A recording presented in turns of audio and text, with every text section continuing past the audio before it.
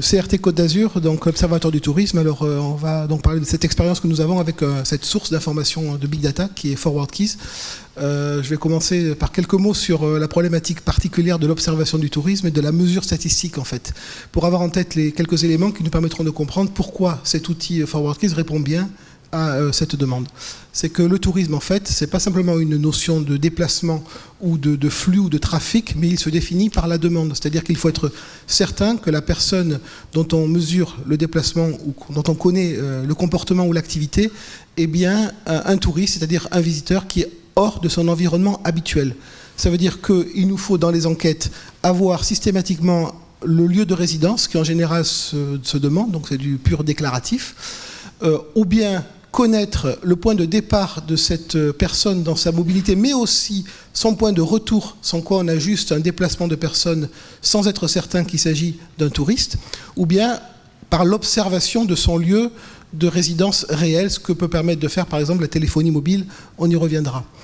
Le deuxième point, c'est qu'il n'y a pas aujourd'hui de base de sondage exhaustive des touristes en général ou des touristes sur une destination en particulier qui permettrait de faire un tirage d'échantillons représentatifs, les redressements, les extrapolations pour en tirer des volumes d'arrivée ou de nuitée. Ça veut dire qu'il nous faut trouver donc systématiquement des points d'appui statistiques et, si possible, des segments partiels mais suffisamment volumineux, importants, qui seraient mesurés de façon exhaustive pour pouvoir faire ce redressement et ces extrapolations à l'exhaustif. On souligne aussi que le touriste, eh bien, il est multiforme, il est mobile, il est présent peu de temps. Chez nous, c'est à peu près 6-7 nuits en moyenne, donc c'est rapide. Et on ne sait pas d'avance, évidemment, où il va se trouver et combien de temps et quand on va l'avoir à disposition. Donc il faut imaginer un dispositif de mesure en continu, qui peut être calé sur les points de passage ou de présence des touristes, mais aussi sur tous les points de sortie du territoire. Alors souvent, les données disponibles sont simplement des recensements de trafic, donc ce sont des personnes qui se déplacent, pas forcément des touristes, et du point de vue de la destination, c'est pas forcément donc très pertinent. Il faut dissocier les flux émetteurs-récepteurs et le simple transit sur le territoire. L'origine-destination ne suffit pas. Sébastien pourra vous l'expliquer particulièrement sur le trafic aérien. Il faut donc identifier le marché source. Également les enquêtes, alors évidemment l'observation se fait sur la base d'enquêtes le plus souvent, mais elles ne sont pas suffisantes parce que la représentativité des touristes, elle est difficile à assurer, vu l'hétérogénéité des motivations, des segments, des comportements, des origines, vu aussi la faiblesse des échantillons, parce que ça coûte beaucoup d'argent d'aller enquêter directement les visiteurs. Donc on travaille par segment. On est donc sur de la mesure sur champ partiel et non pas global, et il faut reconstituer ensuite tout l'univers statistique à partir de cette mesure précise sur les champs partiels. Après, il y a le temps de traitement nécessaire. Ça, c'est un reproche très courant dans les domaines statistiques. Les chiffres arrivent souvent trop tard. On n'en a plus besoin ou ils sont beaucoup moins pertinents. Ce qu'on appelle le timeliness. Et puis, souvent, c'est la vision du passé. Et ça ne veut pas dire que les flux vont continuer à évoluer comme ils ont évolué dans le passé. Les enquêtes doivent être extrapolées donc en arrivée et en nuitée. Il faut donc se caler sur des segments importants. Alors voici quelques segments qu'on peut mesurer de manière exhaustive. Les enquêtes ménages, par exemple, on connaît par les recensements de la population, donc s'il s'agit de résidents nationaux venant sur une destination infranationale, on peut se caler sur ces données-là. L'hôtellerie aussi repose sur un parc qui est connu, donc on peut extrapoler une enquête sur échantillon sur la totalité des chambres hôtelières. Le trafic aérien est un autre domaine qui est connu puisque chaque passager paye des taxes, des redevances aéroports, diverses taxes, donc ils sont mesurés à l'unité près. Aucun passager, on va dire, ne passe à travers les mailles du filet. C'est aussi le cas si on arrive à obtenir l'information pour les données de la SNCF ou d'autres opérateurs ferroviaires ou des autoroutes. Alors la mesure du passé n'est pas suffisante, on l'a dit, c'est pourquoi on va s'intéresser aux données de réservation qui portent sur les périodes à venir. Et en fait, il y a très peu de sources d'informations dans le tourisme qui vont nous éclairer sur les flux des périodes à venir. Donc l'outil Forward Keys a été recensé comme un des seuls, on va dire, permettant cette prévision, puisque centralisant un très grand nombre de réservations pour les semaines et les mois à venir. C'est un gros volume de données, on va dire qu'il est exhaustif sur le périmètre. Le périmètre, on va le préciser tout à l'heure, c'est les GDS, donc tout ce qui se passe dans les systèmes de réservation via, on va dire, les agences de voyage ou les réseaux qui utilisent ces GDS.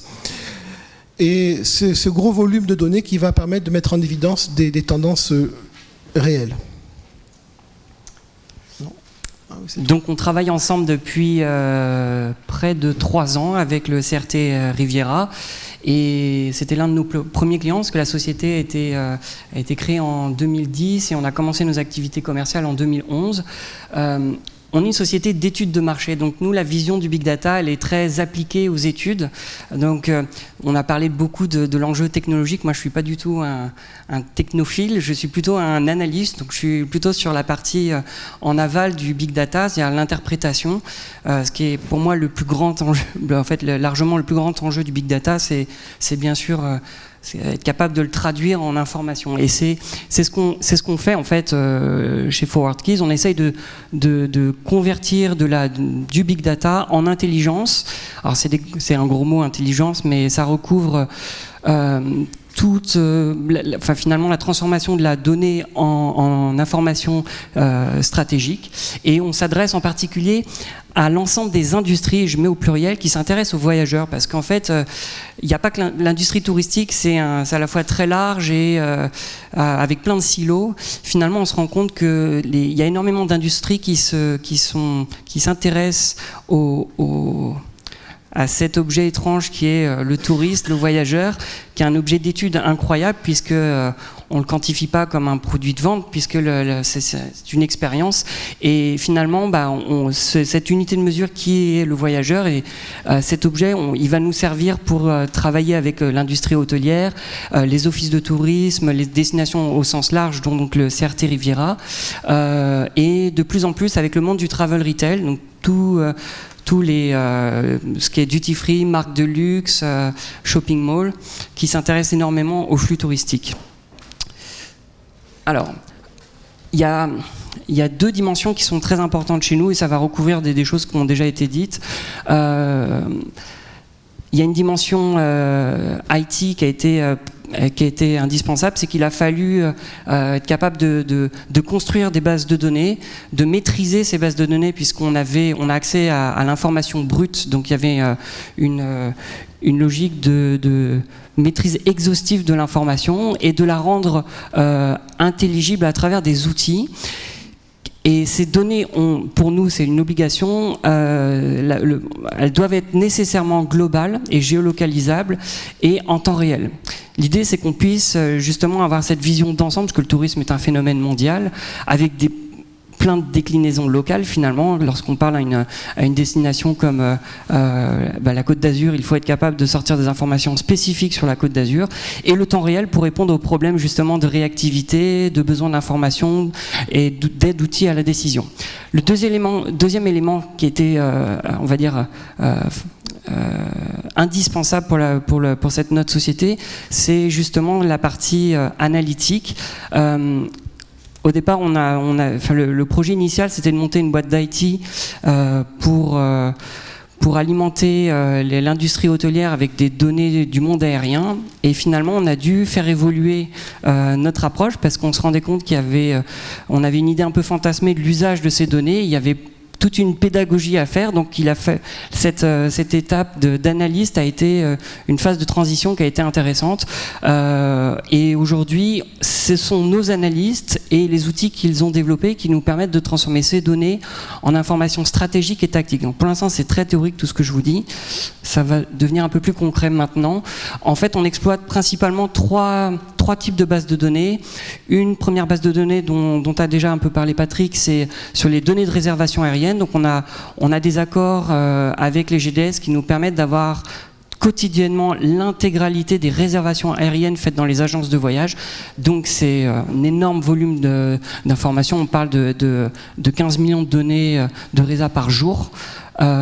Et qui est collecté à l'échelle mondiale sur l'équivalent de 200 000 agences de voyage. Donc évidemment, si on devait avoir un échantillon pareil, c'est un formidable outil de travail. Globalement, ça représente à peu près la moitié du trafic aérien mondial qui est distribué via les GDS.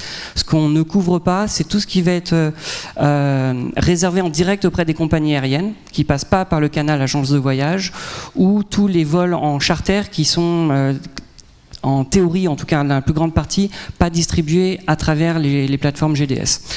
Deuxième type d'information qu'on utilise sont les données de capacité aérienne qui me permettent d'avoir une vision exhaustive de l'offre aérienne. Donc là, c'est en nombre de sièges, nombre de vols.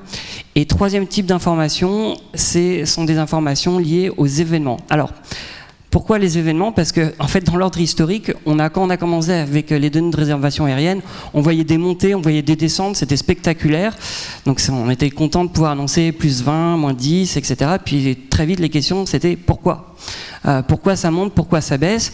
Donc on allait chercher du côté de l'offre aérienne parce que l'offre a évidemment un impact sur la demande, mais l'offre n'explique pas tout.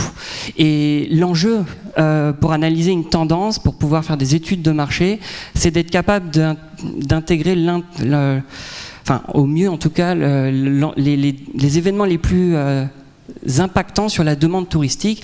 Et là, j'en ai cité quelques-uns, mais c'est un chantier très ambitieux, d'être capable de comprendre l'impact des vacances scolaires, des fêtes religieuses, des conférences, toute la géopolitique, les événements sportifs, culturels, catastrophes naturelles, des variations de taux de change, une grève. Tous ces éléments ont des impacts sur la demande et sur les tendances que nous, on va observer au niveau, par exemple, de la Côte d'Azur. Alors donc, comme l'a dit Sébastien, cette source Forward Keys est intéressante parce qu'elle couvre les grands GDS mondiaux, donc ça c'est le trafic et la capacité siège. Parce que, comme on l'a dit, l'important c'est de pouvoir identifier le marché source, d'où provient le passager, le visiteur. Donc on a ces données-là par marché d'origine. Le monde est divisé en 15 grandes zones et on peut acquérir des données spécifiques à un marché particulier. Nous nous intéressons évidemment au marché russe, au marché chinois. La base de données, elle est exhaustive sur le périmètre des réservations via les GDS. C'est donc du big data. Pour la Côte d'Azur, donc c'est le point d'arrivée Nice, l'aéroport Nice-Côte d'Azur, et toute sa zone donc de chalandise, on va dire, toute la zone desservie par l'aéroport qui est considéré comme la destination. Ça ne respecte pas évidemment strictement les limites territoriales de la Côte d'Azur actuelle, mais c'est déjà, on le voit ici, 1 million de séjours de touristes annuels qui sont mesurés précisément en réception Nice-Côte d'Azur. Et on va faire le rapprochement avec nos plus grosses enquêtes. On a d'autres enquêtes, notamment une sur l'aéroport de Nice précisément. Et là, c'est une taille d'échantillon, enfin c'est même pas de l'échantillon, c'est de l'exhaustif. C'est 150 fois plus que les plus gros échantillons qu'on peut imaginer ou suivre sur les enquêtes auprès des visiteurs. L'intérêt, c'est aussi l'historique. Alors, ça fait 3 ans qu'on travaille sur ces données. À l'origine, il y avait déjà une base de données depuis 2008. Donc, on a une série qui commence à être un peu longue, qui permet d'interpréter, d'éclairer les variations qu'on peut observer dans certains cas. Ce sont des données à la fois de réservation et une fois que la période est échue, la réservation se transforme donc en un passager réel, ça devient du trafic. On a sur la plateforme accès aussi bien aux données on the book, donc sur les réservations, que sur le trafic, l'historique du trafic. C'est une vision anticipée et dynamique. C'est aussi des données quotidiennes, donc ça nous permet d'approcher de manière fine la saisonnalité, qui est un des axes, une des dimensions de travail, de mesure de l'observation du tourisme, très importante. On cherche à diversifier les périodes fréquentées par les touristes. Il y a encore de nombreux jours dans l'année où l'hôtellerie n'est occupée qu'à 20 ou 25%, donc 3/4 des chambres non vendues. Donc c'est un vrai défi que d'arriver à attirer de nouveaux visiteurs ou de faire revenir nos visiteurs actuels à ces périodes-là où on est en sous-fréquentation. Donc ça sous-entend d'avoir un outil de mesure qui soit fin au niveau de la saisonnalité, et pas seulement mensuel, mais hebdomadaire ou quotidienne. Et puis, comme les données sont homogènes sur l'ensemble du marché mondial, ça nous permet de calculer des parts de marché précises sur un dispositif absolument rigoureusement identique à la mesure globale du marché et à ce qu'on arrive à obtenir en réception à Nice. Donc ce sont aussi des informations pas seulement quantitatives, mais qualitatives que les enquêtes ne peuvent pas toujours faire remonter. Et on a donc aussi une vision du marché global à l'export. Par exemple, comment voyagent les Russes en général, où vont-ils, quand se déplacent-ils. Et on peut comparer ces données à la mesure qui est faite sur la destination. Donc ça, on l'a dit, une réservation égale un passager. Voilà les variables que l'on peut suivre. Donc c'est l'origine fine, pas seulement en termes de pays, mais d'aéroport, d'embarquement, de départ du voyage du visiteur. Donc le jour, les vols réservés sur un même dossier de réservation. Le lead time, c'est le temps qui sépare la réservation de l'arrivée sur la destination. Ça, c'est une information que l'on n'a pas par ailleurs. La durée d'interruption du voyage, qui peut s'assimiler à la durée de séjour sur le périmètre, la zone desservie par l'aéroport. La classe de voyage, le canal de distribution et le point de vente. Et indirectement, ForwardKeys va jusqu'à associer à un déplacement un motif supposé du voyage en fonction de certains critères dont Sébastien peut-être reparlera. Donc des données sur le passé, mais aussi de réservations pour les mois à venir. Alors voici un exemple ici qui est un peu ancien, mais c'est un exemple sur 2013. Vous voyez ce qu'on pouvait voir sur la saison estivale 2013 en date du 10 mars. On voyait donc des évolutions positives assez fortes, sauf sur le mois de juillet. Et puis donc au final sur le seul segment étranger, une variation effectivement à la hausse. Donc c'est une vision anticipée plusieurs mois avant, pas un an avant, mais 3, 4, 5 mois avant, on commence à suivre, à anticiper de manière assez précise s'il va y avoir une stabilisation, une hausse ou une baisse. Après, l'ampleur de la variation varie, et c'est ce que on voit ici. C'est une vision dynamique, en fait. Au fil des semaines, on peut rafraîchir les données et se rendre compte que l'avance qu'on peut avoir en début d'année sur un mois, comme c'était le cas sur juillet 2013, a varié de semaine en semaine, mais nous a permis de voir dès la fin mars qu'on était plutôt en stabilité et chute, qu'à la mi-mai, on avait un peu davantage perdu, près de 2% de pertes envisagées, et juste avant, 15 jours avant, moins de 2,3%. Au final, à la fin du mois, on a eu un moins de 3%. Voilà. Ça, c'est un nouveau document d'exploitation qu'on est en train de travailler. Donc, c'est les prévisions qui s'appuient sur deux outils. Nous avons donc cet outil-là sur les réservations en GDS et nous avons une autre enquête, cette fois, qui s'adresse aux hôteliers. Les hôteliers renseignent à la fin de chaque mois les taux de réservation, les chambres déjà bloquées dans les systèmes de réservation pour les mois à venir. Et on essaye de travailler en combinaison de ces deux outils pour voir ce que va donner la tendance sur les mois à venir. Donc ça, c'est ce que donne à fin août les variations sur septembre, octobre, novembre, décembre. On voit une poursuite de la hausse qu'on a constatée durant la saison estivale. Par contre, pour l'hiver, une tendance pour l'instant négative. Alors on ne parle pas de baisse à ce niveau-là, on parle de retard dans les réservations. C'est une avance ou un retard, pas forcément une hausse ou une baisse envisagée. Voilà, donc l'analyse par grand marché source pour ces réservations qui sont mises en regard de ce qu'on a déjà constaté sur la période passée et sur l'autre segment de l'hôtellerie. Je vais aller un peu trop vite. Voilà, pour illustrer ce que disait Sébastien, voici la donnée quotidienne, donc sur 2 années, où on voit bien des pics, alors des pics liés à des gros événements, ou à des périodes de pont ou de vacances particulières. Avec une certaine faiblesse quand même sur l'été, il faudrait quand même insister un petit peu là-dessus, c'est attribué au fait que la part de marché des GDS chute en saison estivale. Et aussi la part des one-way, donc des gens qui n'ont réservé en une seule opération qu'un aller simple ou un retour simple, donc ne peut pas être attribué à un marché source. On ne peut pas donc les traiter pour l'instant. Et donc effectivement, cette part augmentant en été, on n'a pas de pic manifeste pendant l'été. Donc ça, c'est une des perspectives d'amélioration et d'élargissement de l'outil, la possibilité qu'on aura un jour, peut-être avec ForwardKeys, d'exploiter aussi les données provenant directement des compagnies aériennes qui permettraient de mieux couvrir ce segment des low-cost qui est très important sur Nice, à peu près 35% du trafic, et mal couvert pour l'instant par les GDS et cet outil. On peut analyser certaines informations que l'on n'a pas par ailleurs. Par exemple ici, quand on parle de saisonnalité, en général en tourisme, c'est la période d'arrivée, quand le visiteur arrive, en termes de jours, de semaines, de mois. Donc ça, c'est les bâtons rouges. Par contre, ce qu'on a rarement, c'est la saisonnalité des réservations. À quel moment le touriste américain ici va réserver, et on voit donc que c'est de manière assez équilibrée entre janvier et mars que les réservations sont faites pour la plupart. On voit aussi par quel hub de correspondance les passagers ici américains aussi peuvent passer. Donc ici, on a un vol direct Nice-New York. Il récupère 14% des ventes des GDS. Les autres passagers américains font un stop dans la plupart des cas ou 2 stops. Et ils passent surtout donc, par les aéroports qu'on voit ici. Mais une grande diversité, 42% des Américains passent par un hub de correspondance qui n'est pas Londres, Paris, Francfort ou New York. Dans nos fiches marché, donc on analyse ces volumes. Donc toutes ces données-là viennent de ForwardKeys. Et aussi donc le lead time, donc combien de temps sépare la réservation de l'arrivée. Les Américains, donc un quart pratiquement, réservent moins d'1 mois avant d'arriver. Et 27%, 1 à 2 mois.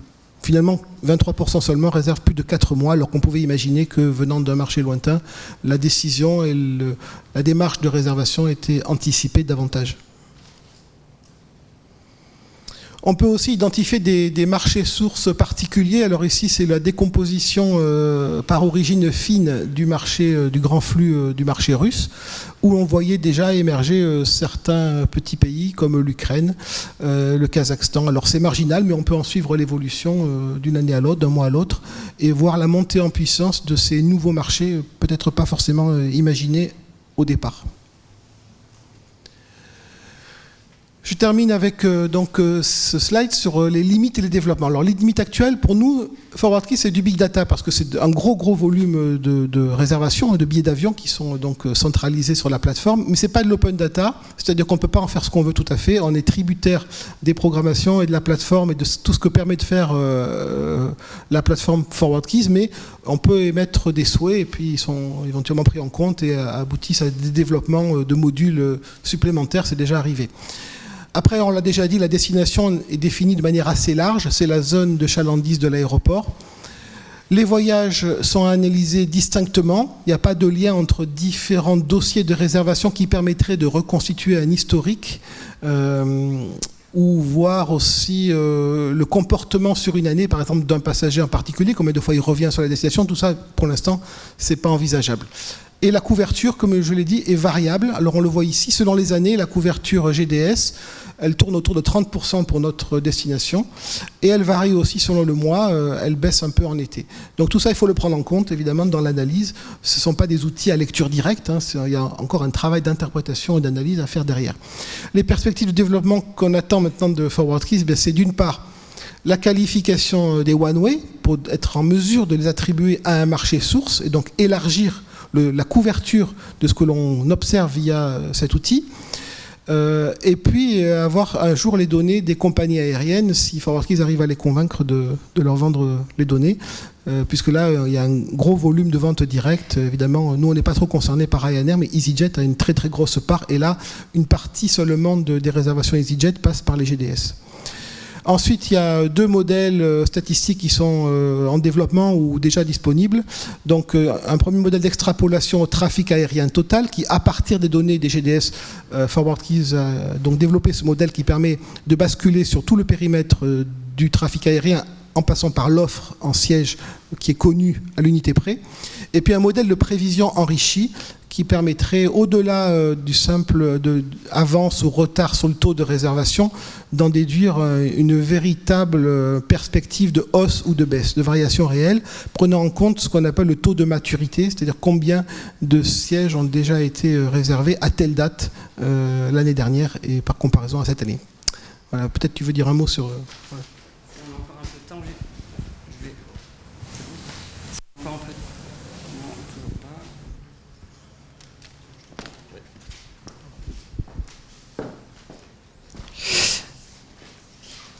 Je vais vous présenter quelques exemples. Donc là, on avait un beau cas pratique avec la Côte d'Azur.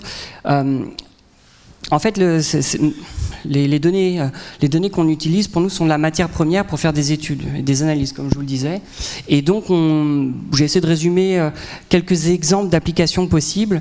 Le premier, qui est celui qui a en premier lieu intéressé la Côte d'Azur quand on a commencé à travailler ensemble, c'était notre capacité à mesurer de manière permanente les performances d'une destination ou d'un marché.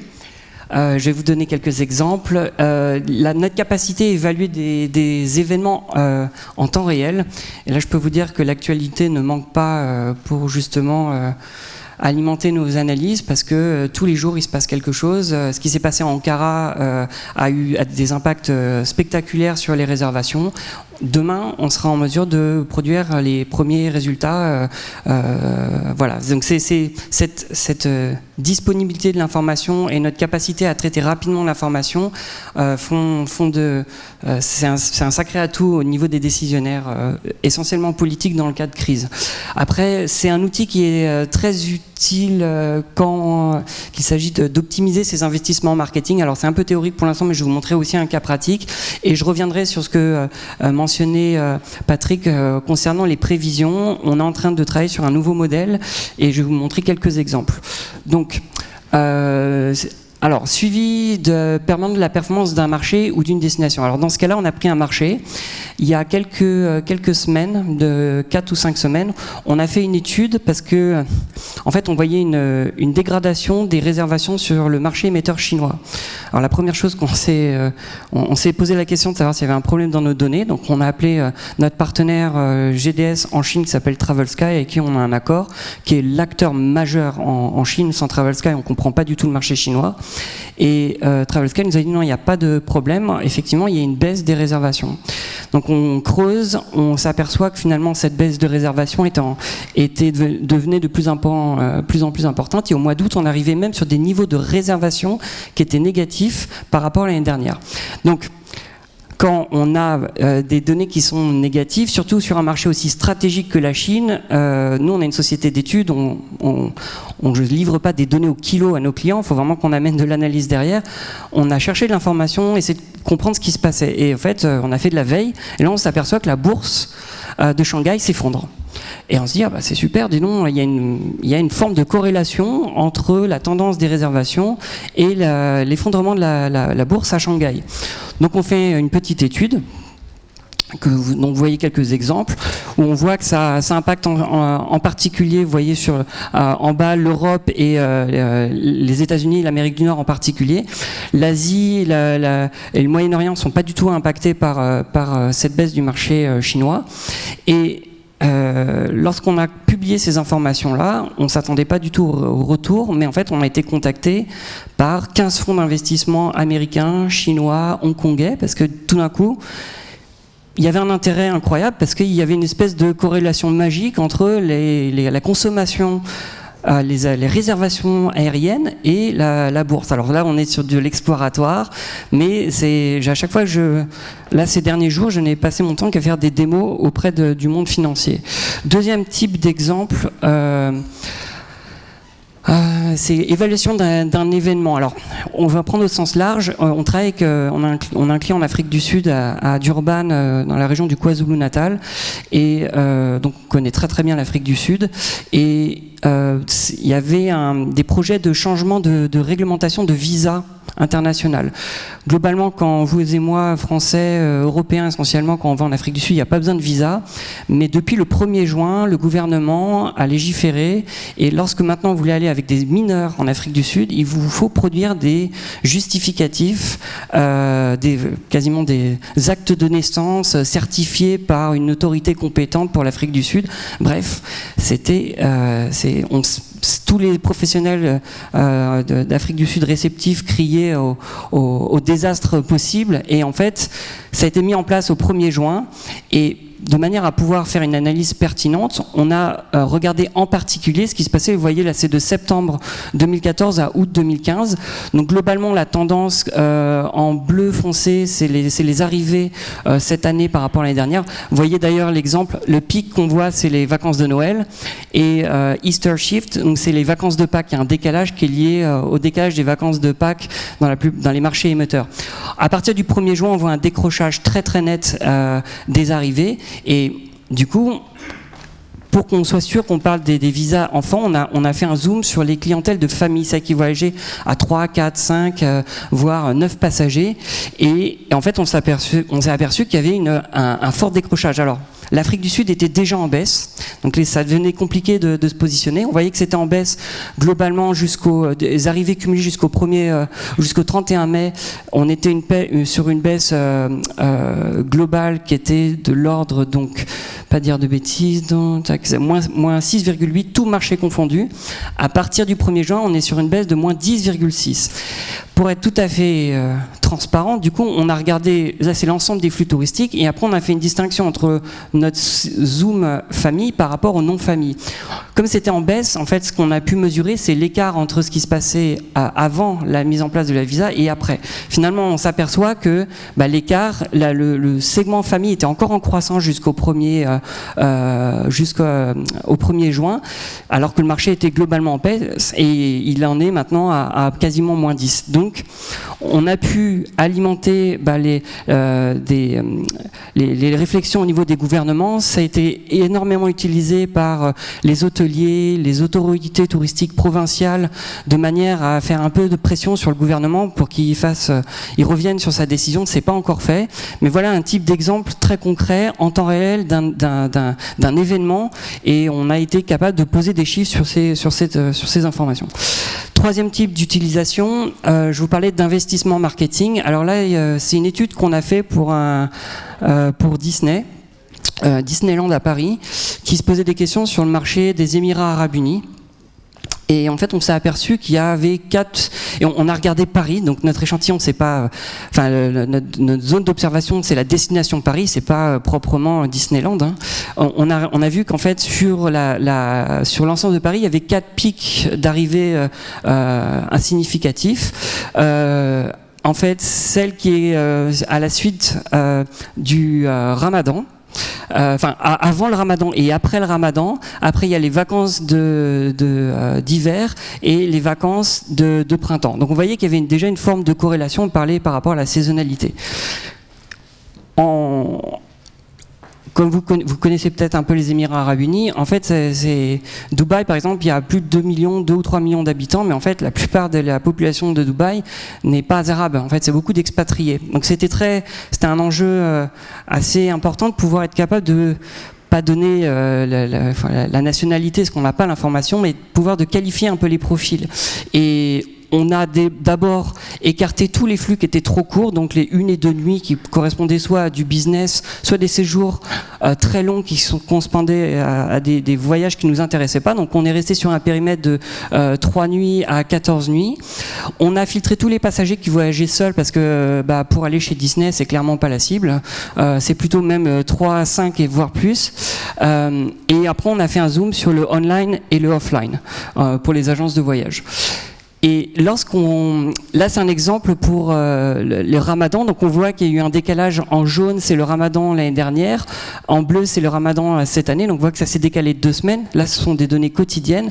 Et on a vu que globalement, finalement, l'ensemble des arrivées est supérieur à l'année dernière. Alors, si on compare un jour d'une année par rapport à l'année d'avant, ça n'a aucun sens, parce que comme ça s'est décalé de 2 semaines, les tendances ne sont pas exploitables. Mais dès qu'on prend un peu de recul, on se rend compte qu'il y a justement que cette année, la destination Paris a accueilli plus de flux en provenance des Émirats Arabes Unis qu'auparavant. Quand je dis flux, non, c'est pas des flux. C'est vraiment des clients qui sont partis de Dubaï. Parce que justement, la notion de flux, elle est très ambiguë, surtout comme un aéroport comme Dubaï, qui est avant tout un hub plutôt qu'un marché émetteur. Donc là, on parle vraiment du marché émetteur de Dubaï et d'Abu Dhabi dans ce cas-là aussi.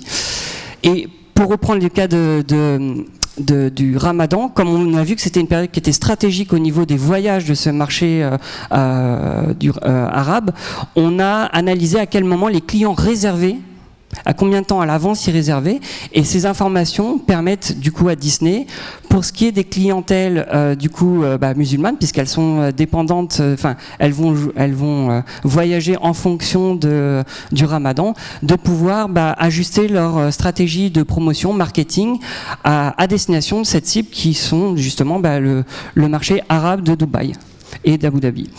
Dernier cas, alors la prévision, c'est vraiment l'enjeu tous nos clients nous demandent d'être capables de dire ce qui se passe demain et dans une semaine, dans un mois, dans 3 mois, dans 6 mois. Le point de départ de Forward Keys, c'était quand même d'alimenter, c'était notre fonds de commerce, c'était le point de départ du fondateur de cette société, qui est d'ailleurs un ancien d'Amadeus. Et l'idée, c'était de valoriser ces données de l'aérien pour les besoins des hôteliers, pour faire du revenu management. Parce que quand vous connaissez le nombre de réservations cumulées tous les jours, je peux vous dire combien il y a de Chinois qui arrivent à Nice, pour séjourner à Nice, dans 2 jours. Donc pour un hôtelier, quand on est capable d'avoir une lecture très fine par marché de la tendance d'une année sur l'autre, c'est des indicateurs qui sont très poussés. Donc ça, c'était la première application, et aujourd'hui, Patrick, sur la Côte d'Azur, utilise ces données en carnet de commande. Mais l'idée, c'est vraiment d'aller plus loin. Au-delà du constat de l'avance ou du retard en termes de prise de commande, l'enjeu est de capable de faire une projection, de se mouiller un peu sur combien il y a de Chinois qui vont arriver au mois d'octobre, au mois de décembre. Et ça, c'est toute une autre logique. Là, juste pour l'exemple, on avait fait des prévisions pour la Coupe du Monde de Brésil, et c'était passionnant parce que on a joué le jeu avec la FIFA et avec l'agence qui gérait les relations de presse. Donc à 3 mois du coup d'envoi, 2 mois, 1 mois, on publiait en fait l'avancée l'état des réservations. On voyait que les Français ils venaient massivement pendant les phases de poule et que les Argentins ils arrivaient plutôt à la fin, donc c'était plus optimiste que les Français. Et on voyait en fait les comportements d'achat. On voyait qu'il y avait d'ailleurs une forte corrélation entre les pics de réservation et la billetterie. Ce qui paraît logique, c'est que les achats de billets étaient conjoints avec l'achat des places pour les matchs. Et jusque-là, pour l'instant, en termes de prévision, ce qu'on faisait, c'était un constat des carnets de commandes. Comme je vous disais tout à l'heure, l'enjeu, c'est de pouvoir dire exactement combien il y aura de personnes qui viendront dans telle ou telle destination, qui vont partir de tel marché. Pour pouvoir faire ça, il y a l'approche statistique qui consiste à utiliser des séries historiques, fonctionne plutôt bien, c'est ce que la plupart des instituts d'études font aujourd'hui pour faire des prévisions. Nous, on a cette matière première qui est la réservation, qui est quand même une matière première qui est formidable parce que on se projette pas seulement sur du passé, on a vraiment une lecture très claire de ce qui est déjà acheté, et comme c'est mis à jour tous les jours, on a une vision très fine et très actualisée. L'enjeu quand on veut exploiter, en fait ce qu'il faut c'est être capable de représenter ce qui n'a pas été encore réservé. Alors comment on le fait ? On peut analyser les comportements de réservation, donc est-ce qu'il y a plus de réservations de dernière minute ou pas. Donc là on va intégrer des logiques de maturité. Si un marché par exemple est plus enclin à réserver à la dernière minute et qu'on est en retard sur les réservations, on peut espérer qu'il y aura une embellie sur les arrivées à court terme. Et l'autre logique, c'est d'être capable de réutiliser ces fameuses données historiques. Alors l'historique, c'est très riche. Comme disait Patrick, on a de l'historique depuis 2008. Le problème de l'historique, c'est qu'il y a plein de bruit en fait, il y a plein de tendances, et quand on fait une lecture d'une année sur l'autre, il y a un tas d'événements qui viennent parasiter la lecture des tendances. L'année dernière, le pape est venu aux Philippines. Un pic d'arrivée gigantesque aux Philippines. Cette année, si on doit faire une analyse prenant en compte des données historiques où il y avait ce pape qui était arrivé aux Philippines, on va biaiser les séries historiques. Donc en fait, le vrai enjeu, c'est pour bien comprendre l'avenir, il faut être capable de requalifier le passé. Et en fait, c'est le grand projet assez ambitieux que je vous ai décrit succinctement sur la qualification des événements. Et c'est très très très ambitieux parce que l'idée, c'est d'être capable de recenser qu'il y a eu un attentat à Bangkok, à Ankara, qu'il y a une dévaluation de telle monnaie qui a un impact sur l'export touristique. Et voilà. Et c'est vraiment lorsqu'on a réussi à intégrer toute cette connaissance, on aura la possibilité de faire des forecasts qui seront bien plus précis, et ça, ce sera disponible dès le début de l'année prochaine. Voilà. Ok, merci. Le micro marche en effet assez peu, là. Il est plus chargé. Néanmoins, si vous avez des questions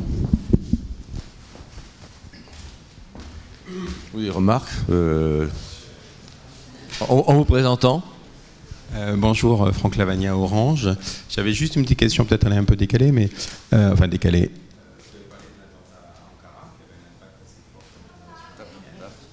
Il marche plus déjà. Il marche plus. Il n'y a plus de batterie. Non, c'est celui-là. Il n'y a plus de batterie. Voilà, donc vous avez parlé de l'attentat à Ankara qui avait un impact assez fort sur les réservations aériennes.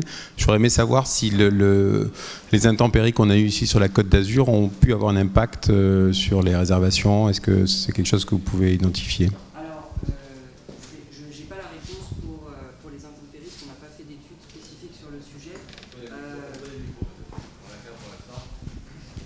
C'est clairement un sujet d'étude possible. En fait, malheureusement, les catastrophes naturelles sont justement un des événements les plus impactants des flux. Alors, les catastrophes naturelles, de manière générale, ont des effets assez spectaculaires. Mais en fait, ce qui est intéressant, c'est que ce n'est pas le temps de la catastrophe qui est important, c'est le temps des médias. C'est la répercussion médiatique qui fait qu'il y a des impacts sur les réservations aériennes. Il y a des événements, qui sont importants mais qui n'ont pas le relais médiatique. Et on voit par exemple que la répercussion sur les réservations est proportionnelle à la couverture médiatique par marché. Je travaille avec l'île de la Réunion Tourisme et ils ont été frappés par plusieurs attaques mortelles de requins qui a complètement dévasté leur image parce que il y a certains journalistes qui ont fait des raccourcis en disant que c'était l'île aux requins. En fait, il y a eu la plus grande densité d'attaques mortelles de requins à l'échelle mondiale à La Réunion. Donc du coup, c'était un super sujet pour les journalistes, mais c'était catastrophique pour l'image de La Réunion. Et en fait, on s'est rendu compte que les marchés qui étaient les plus impactés, c'était ceux qui avaient un vrai intérêt sur le marché, sur la destination Réunion. En l'occurrence, la France métropolitaine était surinondée d'informations, parce qu'on voit un requin sur TF1 l'histoire, bref, c'est très violent, c'est très choc. Et par exemple en Afrique du Sud ou en Australie, qui ont touché les communautés plutôt surfeurs.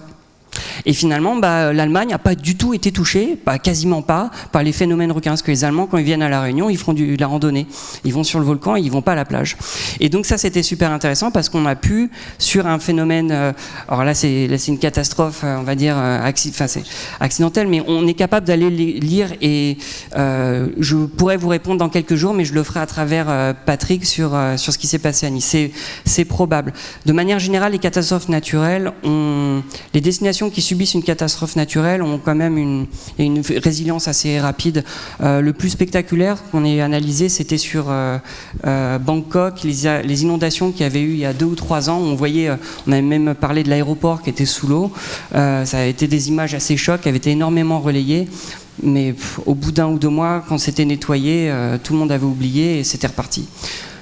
Fukushima a eu des impacts beaucoup plus lourds, parce que là on ne parle pas de catastrophe naturelle. Médiatiquement, l'empreinte d'un événement psychologique, en tout cas pour les clients, était bien plus longue, et le Japon a mis quasiment 3 ans à se remettre. Maintenant, la performance du Japon est supérieure à ce qu'elle était avant Fukushima. Donc ils ont bien su rebondir, mais pendant 3 ans, on a vu que ça n'avait pas le même comportement qu'une catastrophe naturelle.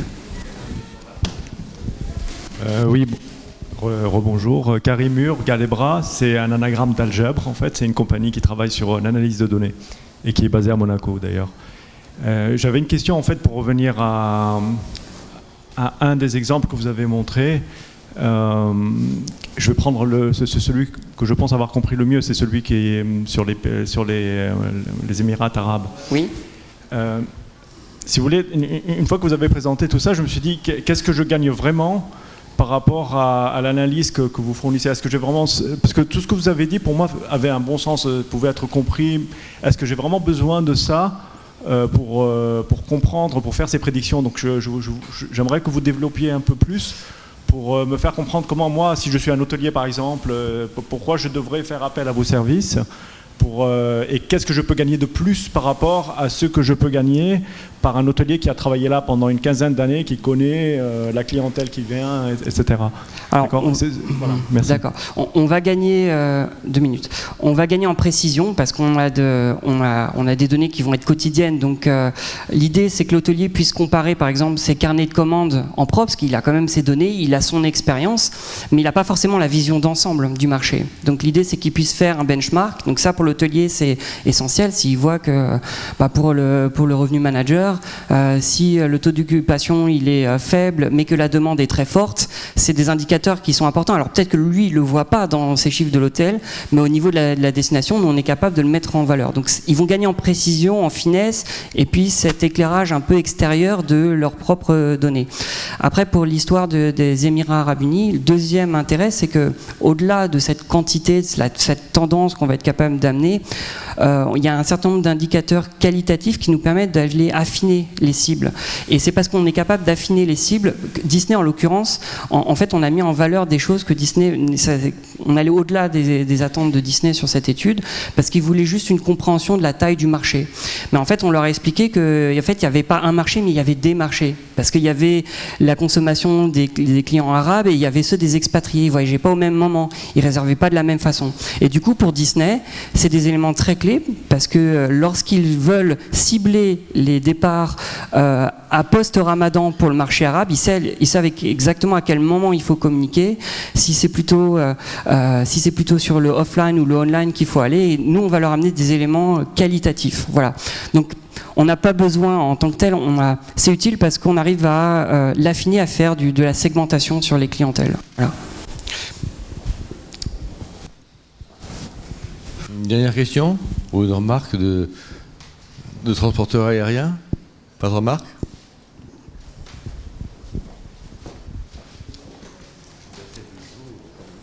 Oui, très rapidement. Bonjour, Constant Mazeran, société Solvantip. Moi, je développe des algorithmes de traitement de données, mais pas sur le tourisme. Bon, c'est la question qui se pose tout de suite. On comprend très bien la valeur de ces données. Donc la question, c'est à qui elles appartiennent. Tout à l'heure a été évoqué le problème avec TripAdvisor. Bon, TripAdvisor, moi, si j'ai pas envie de mettre un commentaire, je le mets pas, donc je comprends. Par contre, là, je comprends que quand je voyage, en fait, je connais mon tracé, enfin, ce que je savais plus ou moins. Mais donc, est-ce que vous pensez que ces données devraient être publiques? Qui peut les utiliser? Je comprends que vous avez des partenariats avec les agences de réservation. Alors, en fait, ces données, on les achète. Donc, voilà. Nous, on est dans le big data. Il y a ceux qui possèdent la donnée et il y a ceux qui l'exploitent. Parfois, il y en a qui arrivent à faire les deux. Mais aujourd'hui, ceux qui pèsent, les grands acteurs du big data sont ceux qui possèdent l'information. Et le modèle économique du big data aujourd'hui, il est plutôt sur le fait que ça coûte rien et que ça peut se revendre très cher. Nous, on achète les données auprès des GDS, donc en fait, c'est notre matière première, on s'approvisionne chez eux, donc on peut pas les rendre publics à moins que les GDS cherchent à rendre publique cette information, mais j'en doute parce que c'est une activité très lucrative pour les GDS de vendre ces données, notamment de réservation aérienne, mais il y a plein d'autres types d'informations qui sont vendues et ils vendent ça très cher aux compagnies aériennes, aux aéroports, donc c'est pas des données à mon avis qui vont devenir gratuites très rapidement.